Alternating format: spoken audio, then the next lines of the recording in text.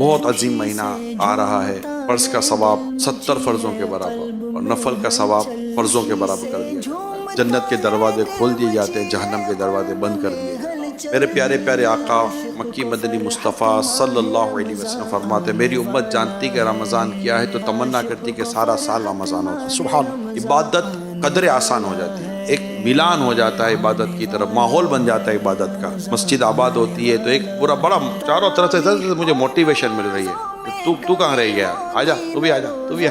پھر تراویح، یہ رمضان کی خاص عبادت ہے، تو پوری ماہ رمضان 20 رکعتیں پڑھنے کی نیت کر لے۔ اللہ توفیق دے تو خود سے کم از کم ایک قرآن ختم کرنے کی نیت کرے تلاوت کے ساتھ۔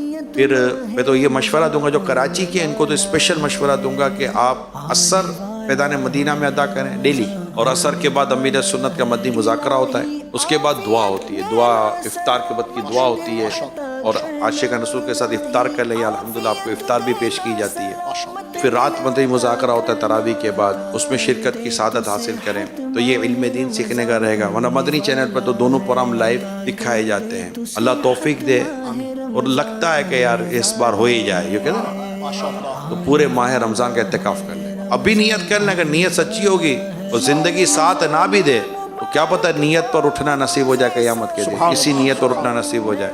اگر نہیں ہو سکتا تو آخری عشرے کا سنت اعتکاف ہے، اس کی نیت کر لیں۔ ورنہ جتنا وقت اللہ نے توفیق دی ہے اتنا وقت معتکفین کے ساتھ مسجد میں آ کر گزاریں۔